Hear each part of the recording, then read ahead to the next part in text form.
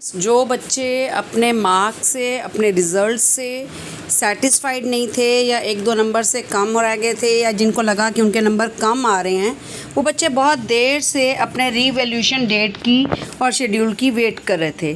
तो अब ये शेड्यूल की डेट का टाइम आपका पूरा हुआ, ये वेट आपकी पूरी हुई।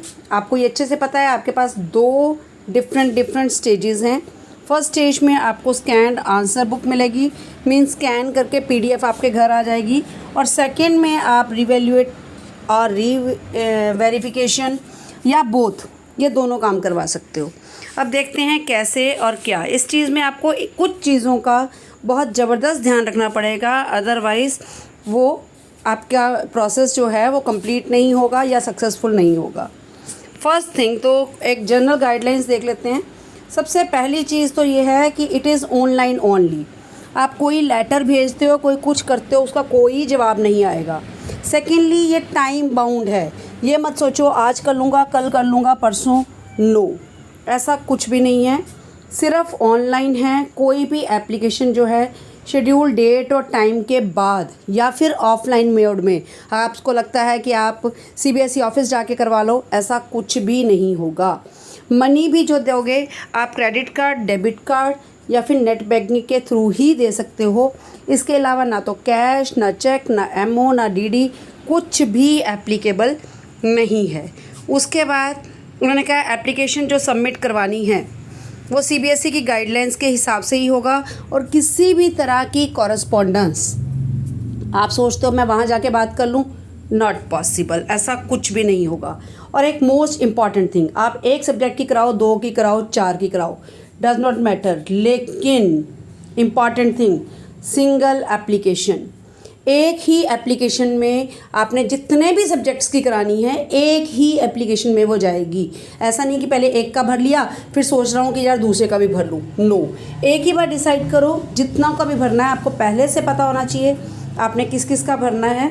एक ही सिंगल एप्लीकेशन लगेगी और एक बार आपने अप्लाई कर दिया तो सेकंड अपॉर्चुनिटी आपको नहीं मिलेगी। स्टूडेंट्स एक ही बार में एक ही एप्लीकेशन, वो भी ऑनलाइन ही सबमिट कर सकते हैं। ये चीज़ आपको ध्यान रखना है। एक चीज़ और ध्यान रखना, बोर्ड ये कहता है कि मार्क्स कम भी हो सकते हैं, तो आंखें बंद करके ऐसे ही भरते रहना, उस चीज़ का प्लीज़ ध्यान रखना। देन कोई भी चेंज होते हैं तो उस चीज़ को आपको एक्सेप्ट करना पड़ेगा। एक और चीज़, जो प्रोसेसिंग फ़ी है वो नॉन रिफंडेबल है। एक बार आपको लगता है कि यार मार्क्स तो बढ़े नहीं, अब मेरे पैसे वापस हो जाएं, तो ऐसा कुछ भी नहीं होने वाला।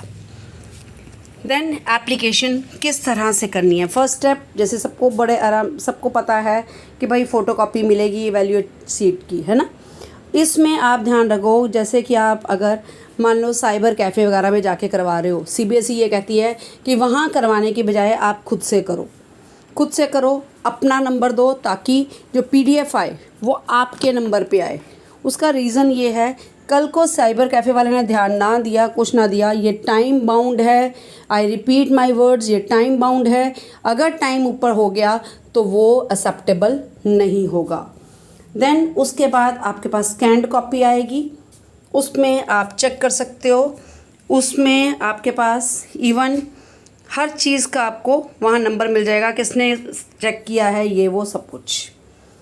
देन नेक्स्ट स्टेप क्या है, आपके पास जब कॉपी आ जाती है, यहाँ पे एक इम्पॉर्टेंट चीज़ जो सीबीएसई ने कही है, that is first come first serve. जो पहले दिन और सुबह पहले जो भी अप्लाई करता है उसके अकॉर्डिंग ही उनको कॉपीज़ मिलनी शुरू हो जाएंगी।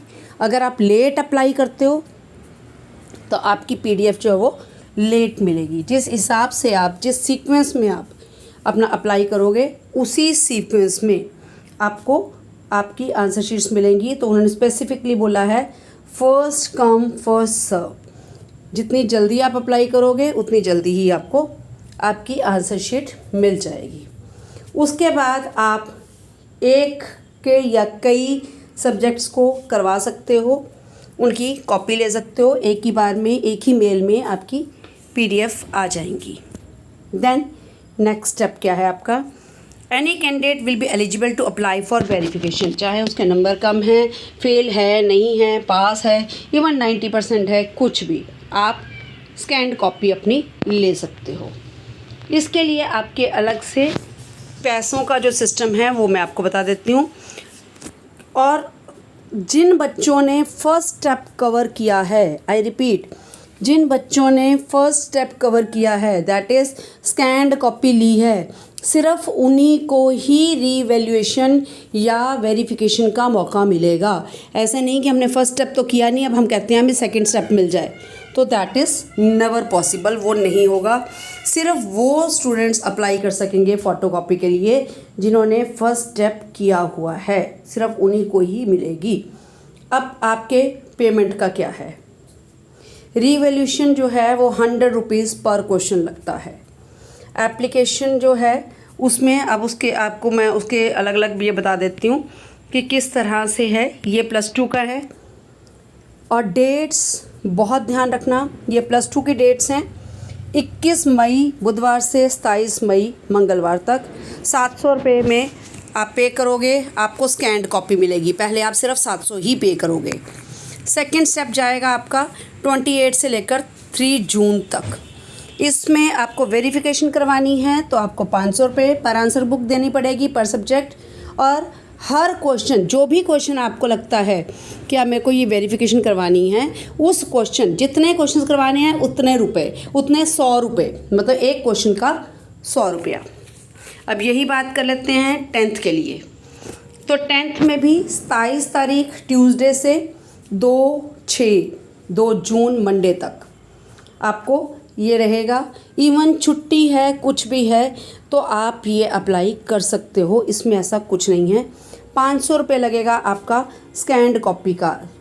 टेक केयर, आपके 500 रुपीज़ लगेंगे एक कॉपी के। ओके, जब आपने 500 रुपया पे कर दोगे तो आपके पास आपकी PDF आ जाएगी। ध्यान से अपने पेपर को देखो, उसको चेक करो, अपने टीचर को चेक कराओ। सबसे बड़ी बात है, अपने टीचर को चेक कराओ कि किस तरह से ये सही है, नहीं है, वटेवर। उसके बाद सेकेंड स्टेप क्या आ गया आपका 3 जून से 7 जून तक। इसमें अगर आपको वेरिफिकेशन करवानी है तो 500 रुपये लगेंगे और आपको अगर री इवैल्यूएशन करवानी है तो 100 रुपीज़, 100 रुपया लगेगा आपका पर क्वेश्चन। ठीक है, एक चीज़ और, प्रोसेसिंग हॉलीडेज़ को दिन भी हो जाएगी। फॉर वेरिफिकेशन आपको क्या क्या चीज़ें ध्यान रखनी हैं। Check whether the supplementary answer books used by you in the examination are also provided in the scanned copy of the main answer book, क्या वही कॉपी आई है। चेक करो कि सारे क्वेश्चंस आपके चेक हुए हैं, येस और नो, वो आपको बताना पड़ेगा कि मेरा ये वाला क्वेश्चन चेक नहीं हुआ है। देन चेक करो कि टोटल ऑफ ऑल आंसर्स जो कि लेफ़्ट मार्जिन पे, बेटा एक चीज़ का ध्यान रखना, जो लेफ़्ट मार्जिन में और गोले में मार्क्स दिए जाते हैं वही मार्क्स काउंट होते हैं। जो राइट साइड में मार्क्स दिए जाते हैं वो मार्क्स काउंट नहीं होते हैं। तो आपको चेक करना है कि लेफ़्ट मार्जिन में जो मार्क्स दिए हुए हैं वो करेक्ट हैं, वो ही आगे फ्रंट पे उतने ही नंबर लगे हुए हैं same. Fourth, check that the marks of each answer given in the left margin in the answer books have correctly posted in the table on the cover page. Posted on the cover page का मतलब है जो first page होता है उस पे 1 2 3 4 ऐसे counting लिखी हुई है 40 तक। आपके जितने क्वेश्चन हैं 1 मार्क, जैसे फर्स्ट क्वेश्चन है तो जितने भी नंबर दिए बाहर उतने दिए होंगे, सेकंड में जितने क्वेश्चन नंबर अंदर दिए उतने ही बाहर फर्स्ट पेज पे 2 नंबर पे दिए होंगे। आपने ये चेक करना है कि जितने मार्क्स आपको अंदर मिले हैं फर्स्ट पेज पे उतने ही नंबर लगे हुए हैं। कहीं ऐसा तो नहीं अंदर 3 नंबर मिले हैं बाहर 1 लगा हुआ है, ऐसा कुछ तो नहीं है। प्लस आपने सिर्फ कौन से मार्क्स काउंट करने हैं जो लेफ़्ट साइड में लिखे हों, राइट साइड में लिखे हुए मार्क्स काउंट नहीं होंगे। जो गोले में लेफ़्ट साइड में नियर द क्वेश्चन नंबर लिखे हैं वही काउंट होंगे। Check that the total of each row is correct in the table on the right handed side cage. अब वहाँ पे क्या होता है, फर्स्ट पेज पे भी आपके हर एक लाइन में जैसे 1 to 10 है, फिर 11 to 20 है ना, तो हर लाइन के आगे टोटलिंग की होती है और फिर उसके बाद ग्रैंड टोटल होता है। तो आपने चेक करना है कि वो टोटल सही है। Check the total of right hand side column, left hand side के पहले चेक करने हैं फिर राइट हैंड साइड चेक करनी है। फिर टोटलिंग चेक करनी है वो सही है, अंदर से भी चेक कर लो टोटलिंग कितनी बनती है, और बाहर जो फर्स्ट पेज आपको दिया होगा जिस पे टीचर ने मार्क्स दिए होंगे, जिस पे टीचर्स के सबके साइन होंगे, उस पे भी आप चेक कर लो कि आपके वो मार्क्स सही दिए हुए हैं, कॉलम्स के भी और इसमें भी। देन उसके बाद देख लो आपके डिजी लॉकर में जो मार्क्स शीट आई है उसमें टोटल जो मार्क्स आए हैं वो सेम है। अगर कोई भी मिस्टेक नहीं है तब तुम डिसाइड कर सकते हो कि मेरे को भाई वेरिफिकेशन नहीं करवानी, मुझे री इवैल्यूएशन करवानी है। वेरिफिकेशन में सिर्फ टोटलिंग होती है और री इवैल्यूएशन में जो भी क्वेश्चन तुम बोलोगे वो दोबारा चेक होता है। ये चीज़ आप ध्यान रख सकते हो, आपको वेरिफिकेशन करवानी है कि री इवैल्यूएशन करवानी है, दोनों में डिफरेंस होता है, वेरिफिकेशन में और री इवैल्यूएशन में। Please inform if mistake is noted, please communicate to CBSE in the following manner. For one, please inform that how this is not your supplementary answer book. अगर तुम्हें लगता है कि मेरी तो बुक नोटबुक मैंने तो ये लिखा ही नहीं है, ऐसा कुछ आपको लगता है। Second, please inform which question number have not been evaluated, कि ये क्वेश्चन नंबर जो है वो इवेल्यूएट नहीं हुए, इस तरह से आप इन्फॉर्म कर सकते हो। थर्ड के लिए इन्फॉर्म करो कि भाई अंदर कितने मार्क्स दिए हैं, बाहर कितने नंबर दिए हैं। फोर्थ में इन्फॉर्म करो दैट एग्जाम्पल दी हुई है, if in question number 7 marks awarded are 4 but on the cover page वहाँ पे 4 की जगह 3 मेंशन है, तो आप ये 4 नंबर पे आप टिक कर सकते हो, उस पर मेंशन कर सकते हो। ऐसे ही 5 में आप बता सकते हो कि टोटलिंग में अगर कोई मिस्टेक है। 6 में इन्फॉर्म करो कि भाई क्या है, एक्चुअल क्या है और कितना है, करेक्शन अगर उसमें रिक्वायर्ड है आप उस पर बात कर सकते हो। इसमें ये सारा देखे फिर note, whatsoever information is provided by you, the same will be checked and by the experts. If it is not found that your information is correct, the same will be corrected, otherwise not. आप अगर आपने ध्यान नहीं दिया कि इस question के marks नहीं मिले, ये नहीं हुआ, तो उसको वो चेक नहीं करेंगे। जिस जिस क्वेश्चन को तुम कहोगे कि यहाँ नंबर गलत था, यहाँ ठीक चेक कर लो, ये गलत था, ये चेक कर लो, ये नहीं CBSE कुछ भी चेक कर लो, नो। आपको बताना पड़ेगा कि कौन से क्वेश्चन को मुझे चेक करना है, कौन से क्वेश्चन में गलती है, और सिर्फ वही क्वेश्चन जो है वो चेक होगा, सारे क्वेश्चंस चेक नहीं होंगे। आई रिपीट, इस चीज़ का आप ख़ास ध्यान रखना।